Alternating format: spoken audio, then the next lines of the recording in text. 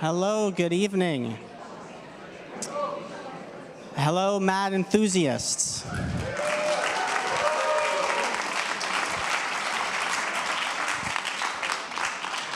Tonight is sure to be a marvelously mad evening. Thank you all so much for joining us tonight, and welcome to the Center for Jewish History, which is the home to the largest archive of Jewish materials outside of Israel, including the largest Holocaust archive, second to Yad Vashem. We hope you'll return here to see our exhibits, spend time in the reading room and Genealogy Institute, or attend one of our many upcoming public programs that the center hosts, or one of our partners, the American Jewish Historical Society, American Sephardi Federation, Leo Baeck Institute, YIVO Institute for Jewish Research, or Yeshiva University Museum. I'm Gabriel Sanders, and I'm the Senior Manager of Events and Visitor Experience here at the center. And I'm gonna introduce Alan in just a moment. Alan Bernstein, the film's director, who will give a brief introduction. And I'd like to thank Alan and Nate Adams, executive producer, for screening the film here with us at the center. We hope you'll stay after for a lively panel conversation with audience participation with Alan, MAD editors and contributors, and moderator Karen Green. One note to not record the screening. We do hope you enjoy, and please join me in welcoming Alan Bernstein. Thank you. Thank you so much for coming out. Those of you who know, this has been quite a journey. I was talking with some folks asking when my first interview was. My first interview was Al Feldstein, the former editor of MAD, in 2008. So just a couple weeks ago, fortunately. It's been if there's a definition of labor of love, that's what this is. So first off, I just want to thank everyone here who was associated with MAD. I want to thank everyone who grew up reading MAD. And I want to thank all of you for coming out to see everything about MAD. And before we go, I want to do this real quick.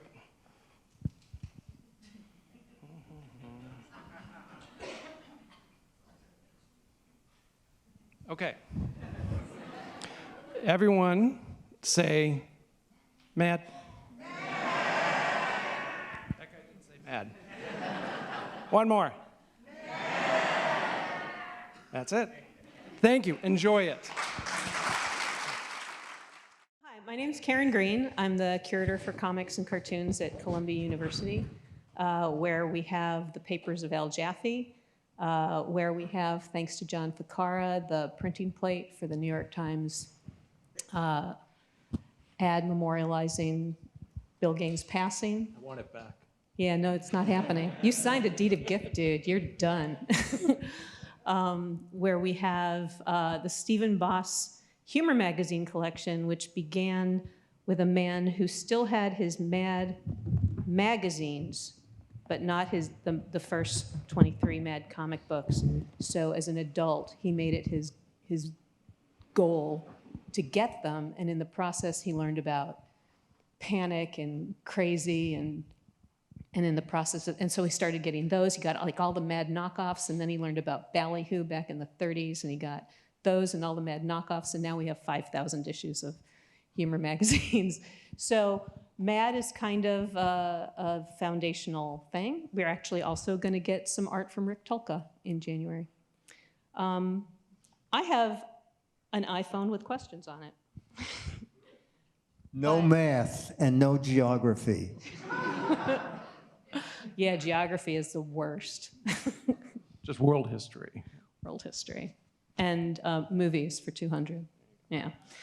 Alan had suggested that we start off by asking everyone in the audience who was a contributor to MAD to stand up. Wait. No.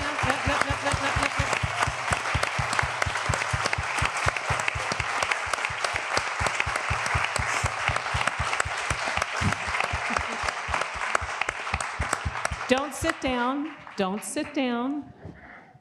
Everybody is a contributor. Stay standing. Now, Everybody in the audience who grew up reading Mad, stand up.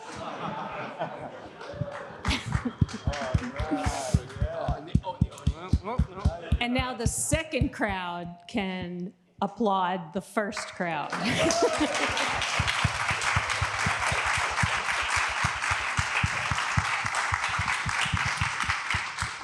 I'm very suspicious about these two who didn't stand up.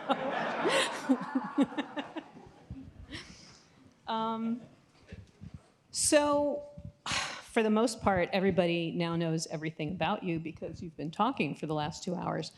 But I am going to ask you to introduce yourselves with the one important fact that didn't come out of the film, that you didn't get to say in the film. Charlie? My name is Charlie Kadau, and I started with Joe at MAD in 1985. And coincidentally, right around this time of year, exactly 40 years ago, Joe and I sold our first piece to MAD magazine,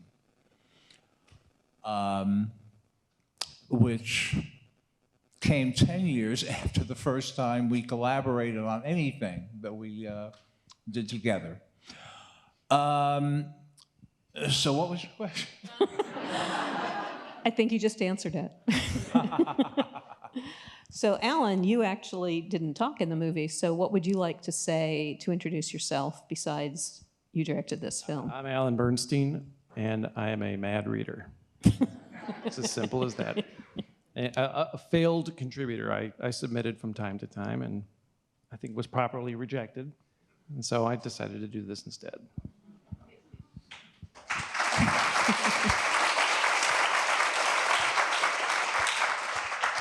I'm Joe Raiola and started at MAD with Charlie in 1985. We were the first editors hired, except for John. Charlie and I actually, when Al stepped down, we were hired. John came on in 1980. The thing I would say, maybe an important thing that wasn't in the movie, understandably, I mean, the movie mostly covers the era from pre-MAD, the comic book scare and all that, to Bill's death, 92 or 93, right? So MAD had a long life after that, a very long life that was touched on in the film. And, Dick here is the one person who goes back to when I was reading MAD. Dick was writing that MAD that I loved and that we all loved up here, that Charlie and I grew up with as well. But I'll just say one thing without going on too long here. For me, the story of MAD is in some ways the corporate thing, that MAD thumbed its nose at that. And when Bill died and DC took over MAD, we all knew it was a bad fit.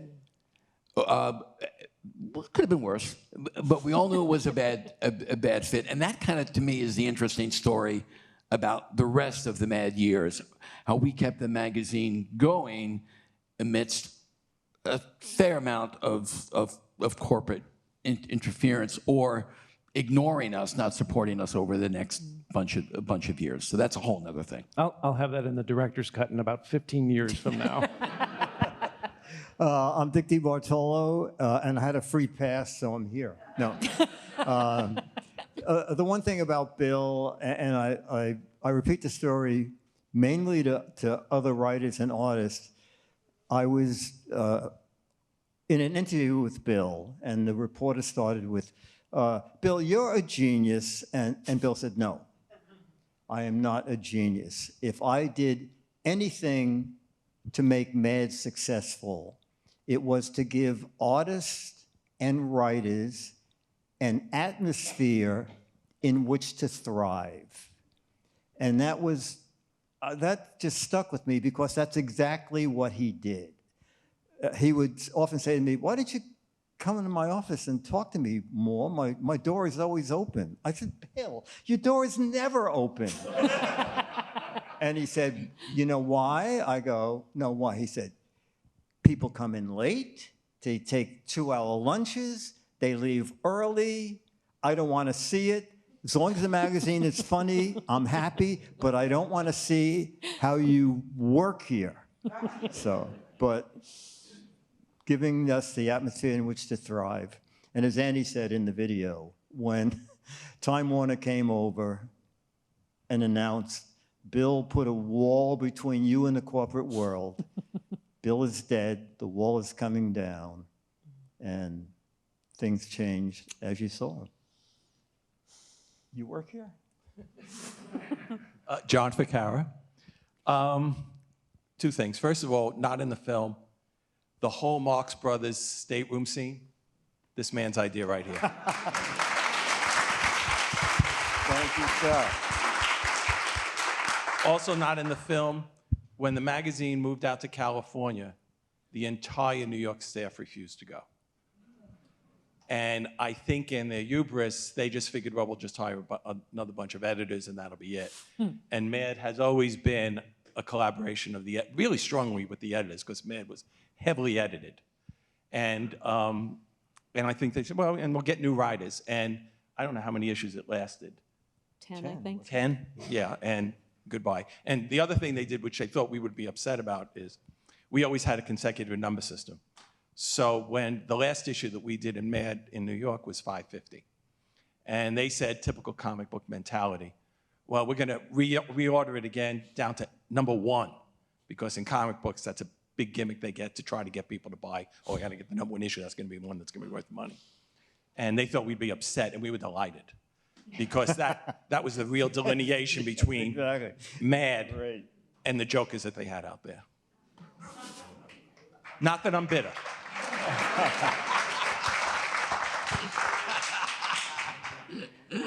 So my next question is actually inspired by something that happened in your office, John. I think it was right about when things were starting to bubble about the magazine moving to Burbank.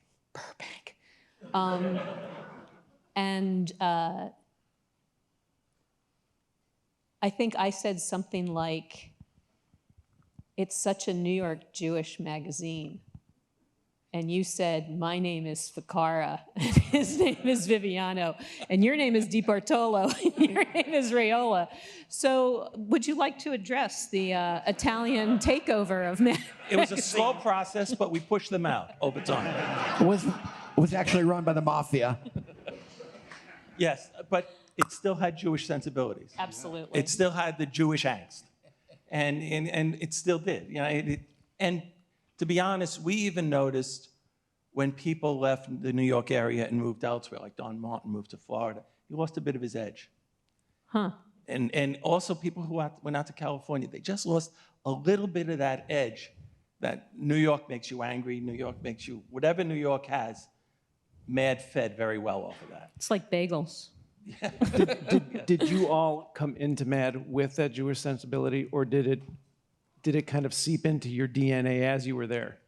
I think it seeped more for me. I think so too. As we were reading Mad over the years before we ever worked there, that's where the You would learn it seeping from there to start with. took place, yeah. You know, I also want to say that there was a kind of magic in the air at Mad regarding humor. I want to tell this quick story. You remember Russ Cochran? Oh, sure. Okay, yeah. Russ Cochran did these. He reprinted the early EC stuff, the Kurtzman stuff. It was early in my time at Mad, in '86 or '87. Anyway, Russ was there. He was a tourist. He was, big. He was a funny guy.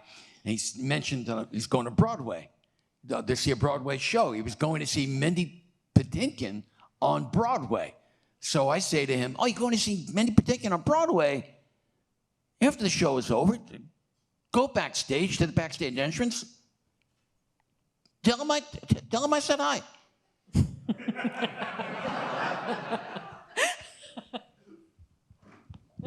Cochran goes to the show. He goes backstage, and he goes to the stage entrance. The guy opens the door. The guy says, "Hi, I'm Russ Cochran. I'm here to see Mindy Patinkin. Joe Raiola sent me." the guy goes back to Mindy Patinkin. He says, Mindy, there's some guy outside. His name is Russ Cochran. Mindy Patinkin says, who the fuck is Russ Cochran? He says, Joe Raiola sent him. Mindy Patinkin says, who the fuck is Joe Raiola? As fate would have it, sitting across from Russ Cochran in that moment is mad artist Rick Tolka. Tolka has been hired by some other magazine to do a portrait of Mindy Patinkin. And Tolka said, oh, it's Joe. Joe's a friend of mine. Yeah, he's a good guy. So Mindy says, okay, let him in. Lets him in, he signs his autograph, he gives him some champagne, some grapes, he takes his picture. The next day, Cochran comes back, Joe, thank you so much. I thought he was putting me on. But it speaks to kind of the weird magic, particularly I think at 485. I have another story, another mad story that not many people know. It's the last season of The Sopranos. And as you know, people are getting whacked in The Sopranos, left and right. So Wait, I haven't seen this. What did you just give away? Spoiler alert. So we started a pool, and of how many people get whacked? And I don't know if we gave $10 each or what have you. And we made this huge chart with all the Soprano stars, and every Monday morning we'd come in and put an X through whoever got it, right? So we're doing this, and I don't know if you remember The Sopranos, but Anthony Imperioli, was he whacked because he's in the car accident with Tony, and then Tony holds his nose and he sort of kills him and everything. So now the series is over, and there's controversy in the Mad Office. Does that count as a whack? Because if it is a whack, one person gets it, and that person be Amy, sitting right here. And if it isn't a whack, somebody else gets it. Who? Greg Whiteman. So this goes on, and we forget about it. You know, it's just, I'm holding the money in my desk, and we completely forget about it. Months go by, I get a call. Anthony Imperioli, I'm in the town. I'd love to have my kids come up and see the offices. Come right up. So I'm giving him the 50-cent toy, you know, looking and showing him everything and everything. Completely forget about the whole thing. He gets to the back of the office and he sees the chart.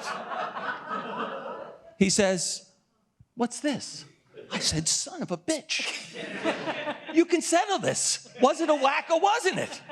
He said, oh, definitely. I ran into my office, got the money, gave it to Amy.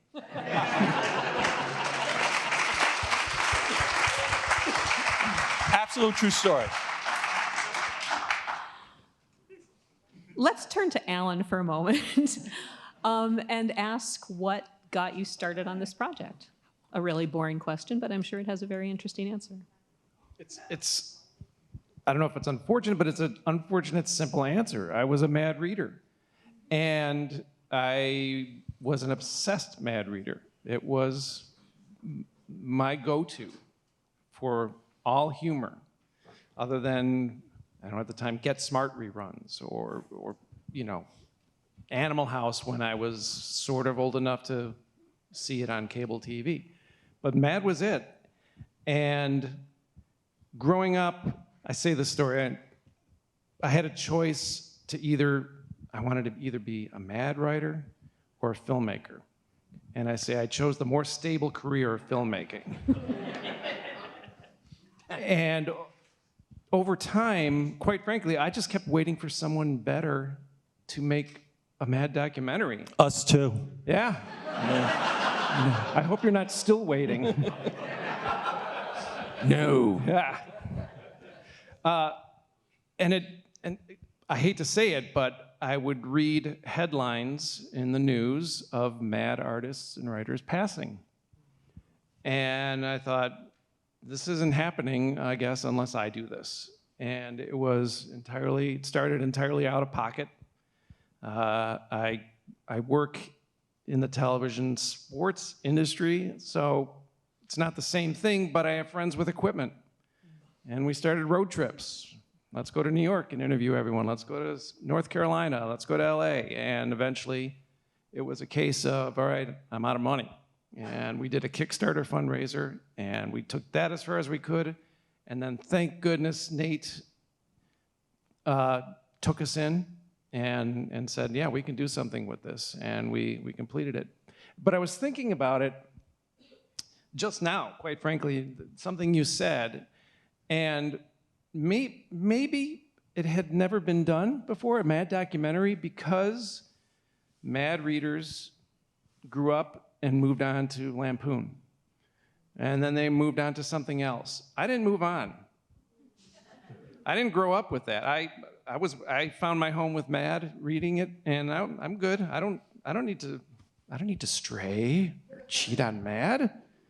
And maybe that had something to do with, I don't know, that it's, you fondly remember Mad, but it was that one little moment in time in your childhood, and you go and do the other things. And for me, it was that little moment in my childhood, and that little moment in my teens, and that little moment in my 20s. So maybe, I don't know. You say you started out as a Mad reader. How old were you, and who were the people who stood out for you? So I was 6 when I first saw my first issue of Mad. We were at a drugstore, and I had in my hand a Star Trek coloring book. I thought, okay, we're at the drugstore, let's get a coloring book. And then I looked over to the side, and there was a Mad. I'm like, oh, it's got bright colors and funny things on it. And so for me as a 6-year-old, it was the 4-panel gags. It was the Don Martins. It was the Spy versus Spies. And a couple months later, with the parents going through a drugstore again, apparently they were out of cough medicine quite often. I don't know. So we're at the drugstore, and I see another issue of Mad. I didn't know that magazines did more than one. You don't buy the fabulous Star Trek coloring book #2. It's one and done. And oh, this looks familiar. And were you a special ed kid? What the hell? Maybe. I mean, I went on to do this, so it's not exactly Mensa. Point taken.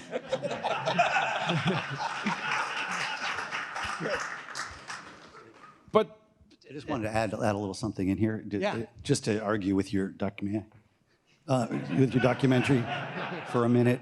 You know, you're talking about when the corporation came in and that, the wall fell down when Bill died and all that. The best years of Mad started in 1990. When did I start? 97, I think it was. It's the real, seriously, that was the really good stuff. And one other quick question. So this is unauthorized. Nobody knows who you are. yeah, exactly. I'm Karen Green, and I'm... This guy worked for Cracked Magazine. Mr. Peter Cooper, who did the Spy versus Spy. He did Spy versus Spy. When Antonio died. I'll wrap this up quickly, but I noticed this is unauthorized, so we're suing him, right? Is that correct? With Irving Berlin, we're going to get like a group 6 people. Thank you. That's all I wanted to say. The Thank you, Peter. Kickstarter funds ran out long ago, so you can try to squeeze that rock and see what you get out of it. Yeah, really. I actually want to ask everybody how old you were and who were the standout things. And I'll actually start. My brother, who's 10 years older than I am, had a subscription in high school.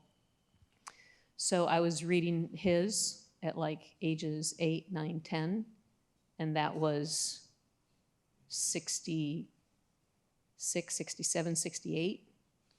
The thing that I remember best is the Midnight Cowboy parody, a movie I had definitely not seen. The only X-rated movie Mad ever parodied. That's right, when X really meant something. And then we moved to New Jersey when I was 10, and I actually bonded with Mr. J.J. Settlemeyer here over the fact that the first thing we ever shoplifted were the Ballantine paperbacks that, for me, were in the drugstore downstairs from my apartment building. I would sit for hours and read, and they'd let me. But sometimes I didn't finish, and it would come with me. So, where did you start? I would never have shoplifted Mad. Now I work in the Ivy Leagues, baby. them to get my money so they could keep putting out more. In fact, one day I went up to the local store where I used to buy Mad, and I said, I'll take the Mad. It was the new one. It had the Bonnie and Clyde cover. And I gave him my 30 cents. And he said, well, it's 35 cents. And Cheap. I walked all the way home, got another nickel, and walked back Good man. to buy the issue. The first issue I ever actually bought for 30 cents was the We Don't Try Very Hard cover. I think it was issue number 115. Okay. And it had the Star Trek original series takeoff in it. Dick, did you write that? I believe so. I believe so too.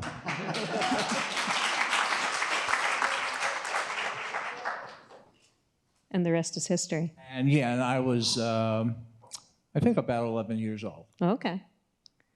Joe? I was around 11 or 12, was probably maybe younger, maybe 10 in 1965. I think this is something that's not talked about too often because maybe it's not true, or maybe it's just what I think. I think that Mad and the Beatles are really linked. Now, of course, Mad was famously in A Hard Day's Night when the Beatles' road manager was shown in the movie, reading a paperback. I think it was Son of Mad. But Mad and the Beatles were funny. They really were. They were really, really funny. And adults didn't get the Beatles. Adults didn't like them at all at that time. And later, of course, kind of like Mad. Mad was funny, and Mad was smart, ahead of its time. All that could be said about the Beatles as well. And didn't have parental approval at all, and parents came around. Yeah. Just like with So would Cracked be the monkeys in your analogy here? Herman's Because I'm Hermits. not quite sure. Yeah. I think so.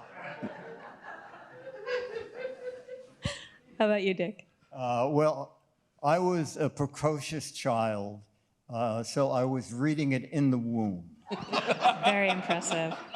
Very And then impressive. I thought, I don't have enough light. I'm going to wait a while.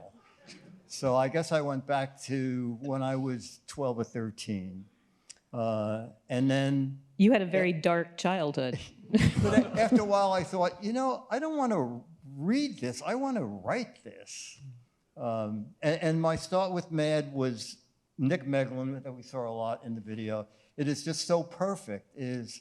I sent an article in, and I'd read it in a book, a writer's book. You must send a self-addressed stamped envelope, or they'll throw it out if they don't accept it. So my envelope came back. I was so disappointed, and I thought, maybe they'll say, try again. So I opened the envelope. It's stuffed with cardboard. And it says, ha ha, thought your script was rejected. Stapled to this cardboard is a check for $100, Whoa. which is like amazing. And please call me. We want you to do more work for Mad. And you were how old? Yeah, that was Nick Meglin, and a perfect way to start. How old were you? That was probably 17. It's amazing for, yeah.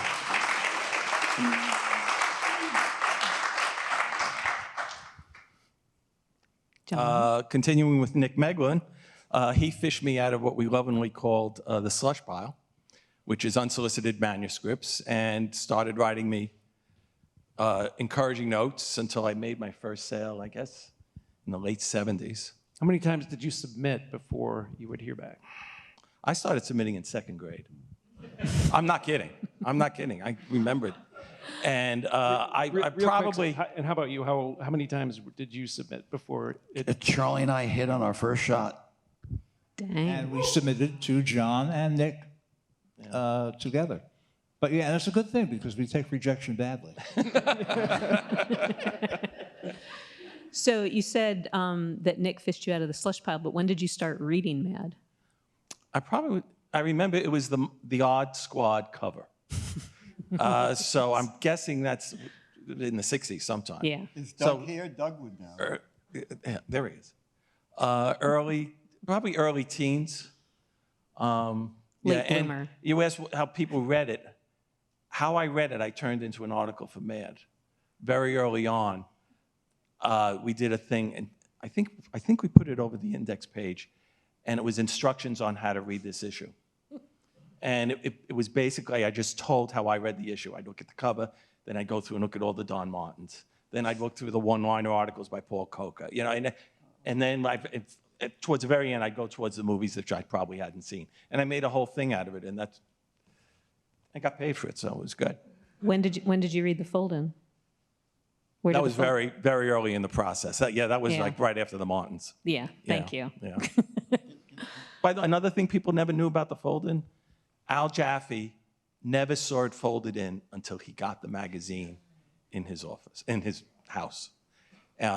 It's hard to imagine that these days with Photoshop and computers, because you can just do it so easily. But Jaffe would just hold a piece of paper up as he was doing it and somehow managed to make it work. He was a true genius. The pieces that we have in his collection seem to indicate that he would draw the finished version, the folded version, because that's what he needed to get to. Right. And then he would cut it down the middle and move it to the side and put more tracing paper in the middle and just figure out how to fill it in. And always a scale change. Yes. Generally, it was large to small. That was the other trick that he did. Yeah. You know, who did the text at the bottom? That I always found that was amazing. That the question, Jaffe. he did that too. Yeah, he did that too. Okay. Sam used to call it fold and speak because it was English, but there were a lot of cheats in there to make it work. Pigeon English. Yeah, It pigeon was a English. weird form of poetry, Yeah. like haiku almost. And he started as a writer, so that makes Yes. sense. May I say something here? Please. So, you know, one of the best things about working in comedy, of course, is pissing the right people off. And I wanted to mention something and call someone out here because it speaks to that. And, I know Charlie and John will both have memories of this. There was a piece we did early on, 86 or 87, and it was a spoof of the NRA. We have a pretty long history of spoofing the NRA at Mad. And what Charlie and I came up with, we changed it. There was an NRA campaign, and they were featuring women and children and clergymen promoting gun safety. So we changed the NRA into the Nature's Revenge Association. And it was a photograph on the back cover of a deer armed with a hunter's hat. It was actually in the movie. And that photo was put together by the amazing Irving Schilt, who is here tonight. And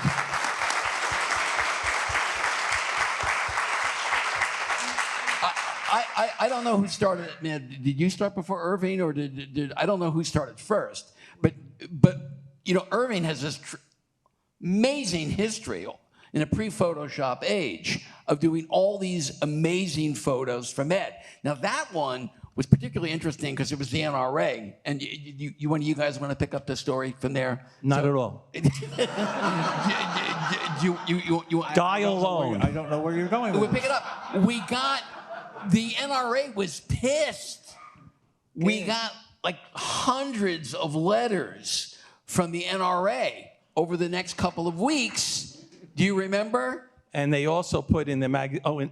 They Threatening to boycott our advertisers.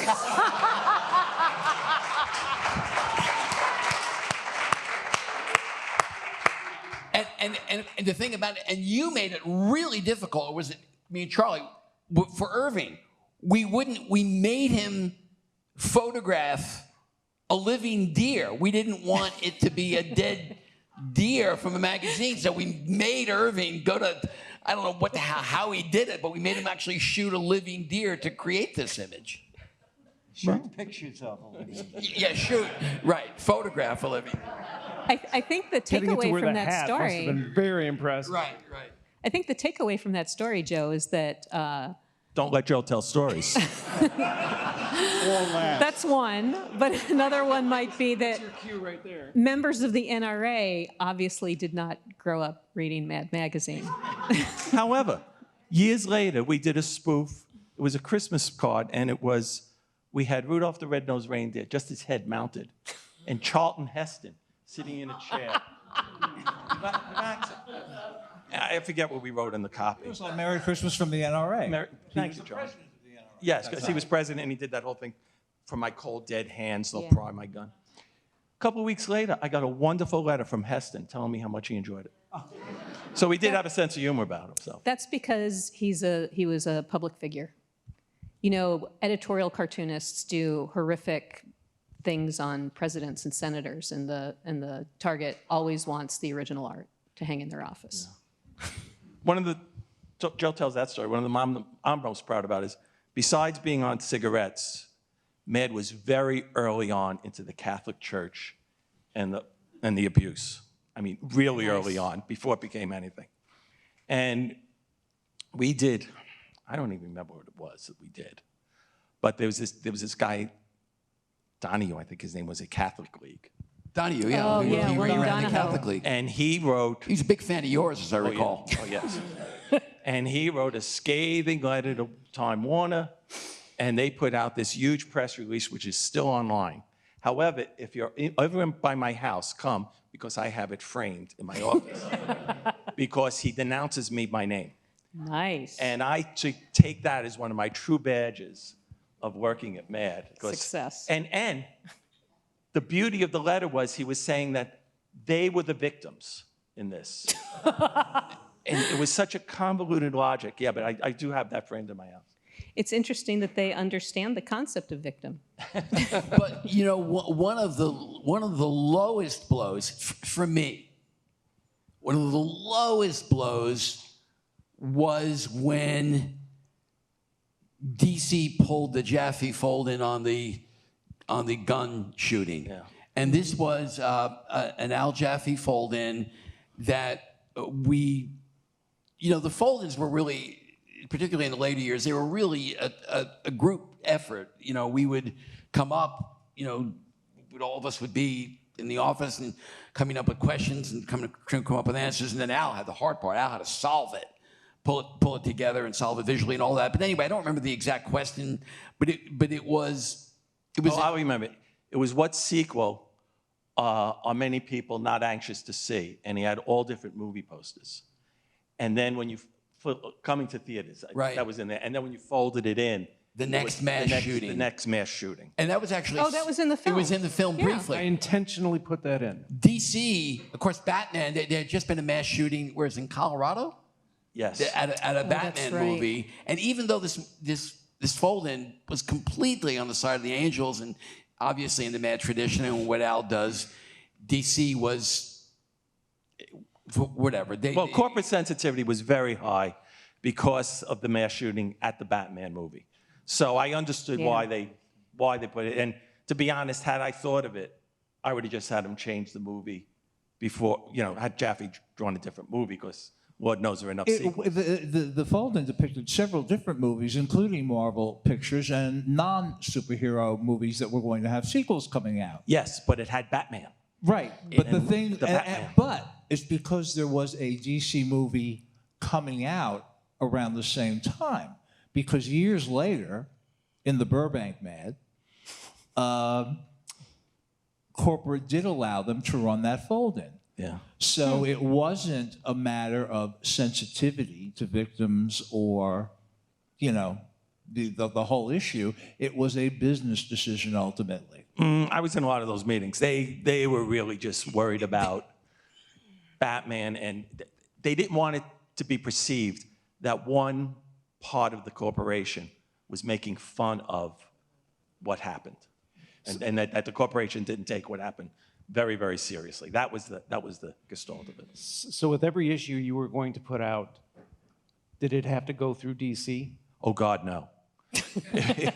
We never showed the lawyers ever, because if you did, it was a still be on issue 13. yeah. There was, I remember Dr. Seuss was very, no joke, Dr. Seuss was known for being very litigious. And what was pulled, we had the was it the cat in the chat. The cat in the chat, yeah. And that was, we didn't send it to the lawyers, but they were having a presentation of upcoming things, and we had this great piece of art. It was about 7 pages of the cat in the chat. So I said, oh, this would be good to show that we're working down here, and this was the beginning of computers, chat rooms, great. And our lawyer at the time saw it and said, uh-oh. Now, she was a terrific lawyer, Lillian Rasmussen. She was really a wonderful, wonderful lawyer, and really always had Madd's back, as did the person who took over for her afterwards, Jake Hogan. But she said, this could be trouble. And she called me up, and then she said the dreaded words, we're going to retain outside counsel to think what they think. Kill me now. Just kill me now. And we went up, and, you know, I fought the good fight, and they just didn't want to hear it because the Supreme Court had just ruled that unless you're specifically commenting on that which you're making fun of, it is not fair use. And I made the case we are making fun of the cat in the chat. They disagreed. Ultimately, they had the ultimate say because there are people above me in the organization. How is that any different than the Irving Berlin suit? Well, we were certainly visually using the cat in the chat, with the cat in the hat throughout, as well as the scan of the cat in the hat. Got it. Okay. How are we doing on time? 3 or 4 more hours is good. Excellent. Okay. Let me settle in a bit. So, Dick, you've already established that your answer for my next question is going to be in the womb. But I'm wondering, when did you guys first realize you were funny? When did we first realize we was funny? My 33 years at Mad, I was continually told that I wasn't. Your streak continues. I don't know, you know, I always like jokes. I remember being pulled out of classes by nuns to tell other nuns jokes. That's absolutely true.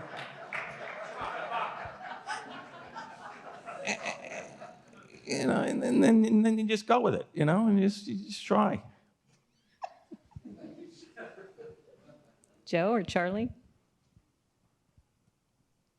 I first realized it was funny.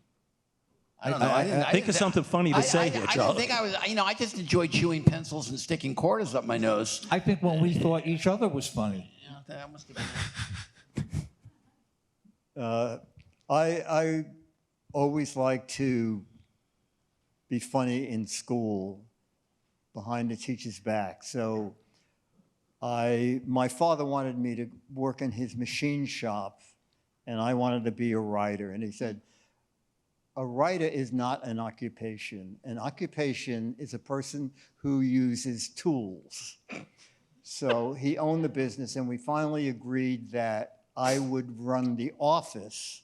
So I went to, it's gone now, it's a high school, New York City's only business high school, where you could learn accounting and shorthand. And in shorthand, I had a seat at the front of the class, and the teacher would dictate a long letter, ask a student to read it. She would open her drawer and start reading the newspaper. So I thought, oh, this is good. So I said, Dick, read the letter back. And then I would go, dear Mr. Jones, we're in receipt of your letter. We're sorry that you're unhappy with the merchandise we sent you, but we're sending you 8 pizzas, and then we're all going to go out and go to Coney Island, because she's paying no attention. And we'll go to Coney Island, and then we'll probably all get drunk, but then the class would start laughing. And then I would just say, oh, you know, I didn't mean to say they're broken. I meant to say they're not broken. And she'd say, oh, okay. And then I thought, you know, being funny, I like this. So I ran the school auditorium. I wrote the school plays, because the people there really wanted to run an office. I didn't. I wanted to write. So I would just start taking on every job no one wanted, running the newspaper. And so. Can I prompt him to tell another story? Yeah. Tell the Match Magazine, Match Game story. Oh, okay. while writing for Mad, I was also writing the match game. And the match game got canceled. So the match game started out with name a red flower, name a person who appeared, name a famous person who is on a stamp, name something you do with an egg. So 10 months in, Goodson called, Mark Goodson, it was a Mark Goodson Bill Todd introduction, calls me and he goes, listen, they're canceling the show, NBC is canceling Match Game. And I'm just giving you a heads up. So over the weekend, I'm thinking, God, you know, I like this show. So I think, I have to think mad-like. And I started writing different kind of questions over the weekend. And on Monday I said, Mark, I have an idea. Instead of these name a flower things, how about questions like, Mary liked to pour gravy on John's blank. So he laughs and he says, well, what would they say?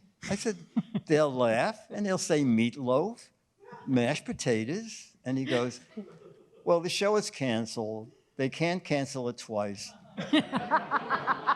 Do what you want. And then 6 weeks later, he called me and he said, listen, NBC's in for another year, so keep... Yeah. I should have said, can I have 1% of the profit? But anyway. Just not 51%. Yeah, no. Let me ask you something. So the three of you, when you got to Mad, Dick was there, Meglin was there. You had a sense you were funny because you sold material. But once you were kind of brought in on a regular basis, was there also learning going on for you at Mad? Was it a case of you send it in, if it's funny, we'll take it? Or was there a nurturing for the talent that like a Meglin? I can only speak for me. I mean, Nick was great in that regard because I didn't think visually at that point at all. I was strictly a word person. So I had a huge curve. I mean, the first couple of my ideas for covers, you know, I could see Nick, the temples, you know, pounding in the veins, you know. So that was a big learning curve. Learning how to deal and say no to people. And He got so good at that. You had no problem saying it to me, as I recall. and still want them to come back for more. You know, that was certainly an acquired thing. Learning to navigate the corporate BS. As you know, as I became higher up in the ranks and Bill was pushing off stuff and everything, that was tough. But you know, It was not a nurturing environment. That would be the wrong word. It was not nurturing in any sense. You know, we had pun meetings. Now, there's the worst thing in the world than pun meetings, department meetings. They would go on, each article, as any man reader knows, has a pun. Someone give me an example of a department. I can't remember. we did a stamp article, and the department was philately will get you nowhere. Philately will get you, okay. And we'd spend hours, particularly in my first years at Mad, John would run these meetings. We spent 4 or 5 hours a day trying to come up with puns for this. I didn't get a department for like 6 years. Not one pun. And it was not, that's not very good. It was, that sucks. That shit, it sucks. What the fuck are you doing? Terrible. That was the... Well, we wanted to be truthful. I wanted to be truthful. I mean, it really was an adolescent environment in that way. But we were obsessive about everything in the magazine like that. It wasn't just the departments. I mean, the covers, especially the covers, the fold-ins, and I mean, sometimes there'd be blood on the walls. We'd be arguing with each other. That was the term I was waiting to hear you invoke. But the beauty of it was, then we'd say, all right, let's go out to lunch. It was never personal. It was just, we all cared very passionately about the work. And we all were highly opinionated. Some of us terribly wrong most of the time. But, you know, we went on. So I still have questions, but I'm wondering if folks in the audience have questions for our panels. This gentleman with the mask, do we get a microphone for him? Yeah, I have a question for Alan, and then just want to make a shout out to somebody who's not up there. Al, I noticed in your, you had put out the MAD cover that they caught in MAD when Robert Kennedy was assassinated, the balloon cover. Yes. But I don't know if you also know they actually missed two. They missed when John Kennedy was assassinated. The March '64 issue showed John Kennedy in an article by Larry Siegel. That went to the printer in December of '63. And then they also missed Robert Kennedy, the cover before the balloon limp, which went to distributors in July of '68. He was killed the beginning of June '68. They had him in the back cover in the parody of 16 magazine. And they had Robert Kennedy's picture. That was never caught either. Just some information.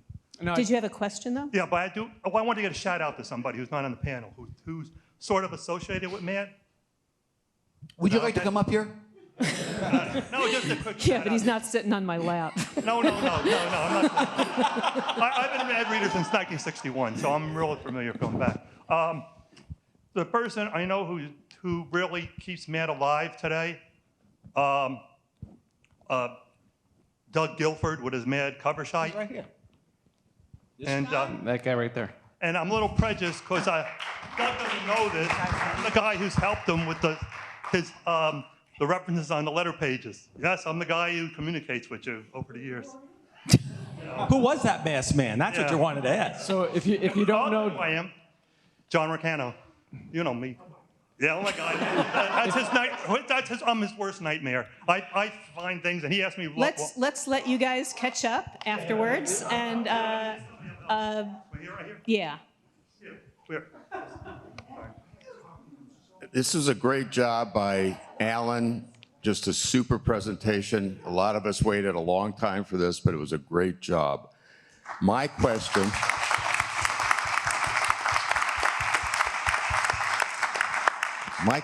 I'm sure, is a burning question for everybody who read Mad, and I'm not sure it's ever been answered. When did the bold and regular print start in the dialogues of the parodies and the other articles? that's a deep dive. I think you've stumped the panel. Guilford, any idea? Don't know. He'll research that this weekend. Yeah, we'll get back to you. Leave us your name. All right, thanks. Well, tell the guy with the mask, because he seems to be collecting this stuff. So real quick, if anyone's not aware, Doug Guilford is another example of what you do when you are a dyed-in-the-wool Mad fan. If you're not making a movie, you start a website where you literally index every single article and artist and writer that was ever published in Mad. And it's called the Mad Cover Site, and you guys can attest to it, He's become filthy rich. just like I expect to be. It is, in fact, incredibly useful. I am disappointed to realize Doug does not have a type size used in each issue. What, we talking Helvetica here? Yeah, New York Times bold? Come on. I have a quick question. For the Mad guys, did you see anything in the film that you didn't already know about Mad Magazine from maybe an era you didn't work in? Or did you have a great memory of a time that you had there that you were reminded of from the film? I didn't learn anything new. I was there 40 years. I know a lot of stuff. I did learn something. You know, there's a terrific art exhibit of Mad Art now at the Norman Rockwell Museum up in the Berkshires. If you can all get out there, get out there. And I learned something there that I never knew, that Feldstein wrote a letter to Norman Rockwell and asked him to do an Alfred portrait. I never knew this. And they have the letters out there. And originally, Rockwell said yes. Then he went home and mentioned it to his wife. She hit him with a frying pan, and he declined the next day. And I had never heard that story before. I didn't learn anything new, but certainly I think for me, I felt very fortunate that, to be a part of this insanity, this wonderful insanity over the years. It certainly, brought back a lot of great memories. And also, I'll say this, that Alan, the journey that Alan's been on with this, I didn't actually know it went back to 2008. That's a long time. And that is an inspiring thing for me. A lot of tenacity to get this to the finish line as he did. And I have a lot of admiration for that. Oh, can I ask Alan what he hopes would be the next step for this This is it. documentary? Never to be seen Okay, again. okay, I just wanted, okay. He's going to do an unauthorized look at the match it game. was. That's right. I'm moving on to Crazy Magazine, the untold story. One thing I thought that this film did very well was explain the often conflated stories of why Mad became a magazine and the story of the Comics Code. Many people think that the two are intertwined and Mad became a magazine in order to avoid the Comics Code, which was not the case. There were two separate stories running parallel to one another, and I appreciate and thank you for explaining it in the way you did. So I got it right. Good. Woo. Yeah. So speaking of the exhibition up at the Norman Rockwell, I was there at the opening, and Sam Viviano gave me a tour. And at one point, I can't even remember what we were looking at, but somehow National Lampoon came up, and one of you, I think somebody in the film talks about you graduate from Mad to Lampoon.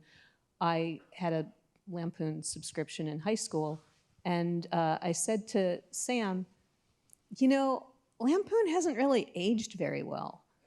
A lot of the stuff that I laughed at in high school, I'm kind of horrified by now. And Sam said, Mad was done by, children of immigrants who are punching up. And Lampoon was done by Harvard wasps who were punching down. And I thought that was as great a summing up of the difference between those two magazines. I think that's a little bit unfair. Tell me why. To Lampoon, I don't think it could be easily said that Lampoon was punching down. Lampoon punched up too. I mean, let's not diminish the genius of those guys. Charlie and I actually started with the Lampoon guys. Our first professional work in 1984, and during our years at Mad, we worked with Sean Kelly, and we worked with Tony Hendra, and David Casel, and those guys were great. They have their own story and their own documentary. By the way, I get Sam's point. A lot of comedy doesn't age well. I mean, John and I talk about this. We go back, and the nature of humor, particularly the kind of humor that Mad did, so much of it was topical. It passes by. You don't even remember the story that Mad's hitting. I just want to give, I would argue with Sam on that a bit. I don't know how you guys The other thing feel. I would say is Mad tends to age better because they were old jokes when we published them. It's just another theory. I'll take that. Alan, do you have any kind of wrapping up or last questions that you'd like to Or ask? checks that you want to pass out? The one thing I would like to point out, especially with this group, well, actually, before that, we did hope to have someone representing the art department. These were all from the editorial and writing department. Unfortunately, it didn't work out. So if anyone from Mad in the audience from the art department would like to tell a tale or two, or Well, Peter was or up here. half, or he Ryan's what? not able Ryan's to. not talking tonight. You know, I'll use this as an opportunity to just sneak this in. To me, it's pretty damn cool for a change. There's a mad panel of all writers. It's really nice. It's, you know, obviously the mad artist and the visual look of the magazine is legendary. All those guys, Mort Drucker, Jack Davis, the guy, and Dick could attest to this. It started here. It started with the writer. Not only did it start with the writer, but even often the so-called chicken fat, the background jokes were also often written by the writer. Those guys are great. They deserve their own exhibit. Mort Drucker wouldn't be Mort Drucker without. Well, that may be a bit of an overstatement. But The guy could draw. I know he could draw, but he could draw. But you know what? Those stories had to come from somebody, and he might not have had the opportunity to draw had it not been for Arnie Kogan and Silverstone and Dez. It started with the writing, and that was always the key. And we all felt, maybe I'll admit it more than, I don't know if Charlie and John and Dick will say this, but I think we often felt like, yeah, the artists it's kind of like Elton John and Bernie Taupin is the analogy. Here we go with another musical analogy. Holy God. It's right here. Okay. Hi, everybody. Our department's here. This is Nadina. I would like to say that as a graphic designer, as a graphic designer in the art department, people used to ask me all the time, who wrote all the jokes and who drew all the jokes and how did that work on paper?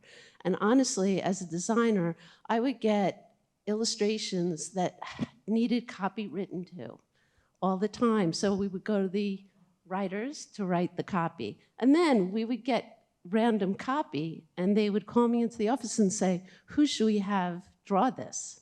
So it would be back and forth. There was a lot of that. So Joe, I don't know about that. Was that the case with Don Martin? Well, a lot of Don Seemed to come out of him. A lot of Don was written by Don Edwin. Some of the early stuff Don Martin did himself, although he did have another writer down in Florida that he worked with. But certainly in my tenure, all of Martin was written by Edwin. And then Martin just did, Martin. You know. I have to tell one story about being a writer that Joe was talking about. Is at my first San Diego Comic-Con, I'm sitting at the Mad booth, and this girl comes running over and says, "Oh my God, Mad Magazine, what do you draw?" And I said, I'm a writer. And she said, "Oh." Yeah, but it gets worse. Her girlfriend comes running over and says, "Who is he? Who is he?" And she said, "He's just a writer." I'm serious. Making my point. And they walk away like, what did we stop here for? You couldn't draw for her. That's why. You couldn't draw in a book for her. There's an old Hollywood joke. The actress was so dumb she slept with the writer. That's very funny. If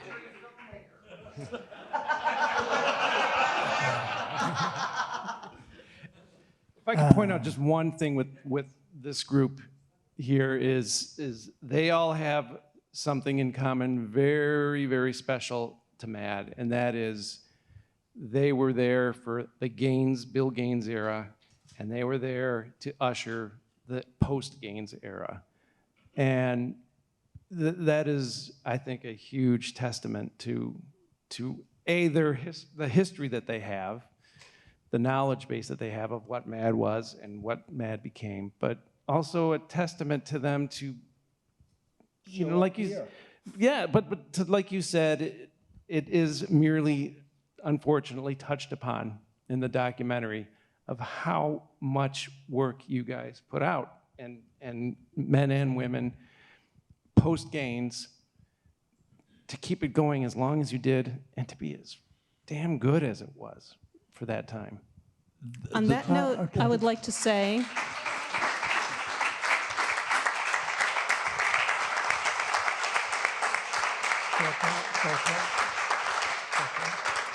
I'd like to say we've just hit the 3-hour mark. And I don't know about you guys, but I'm tired. Okay. There we go. See? So thank you to these amazing men. And all of you, everyone who was involved in it, thank you.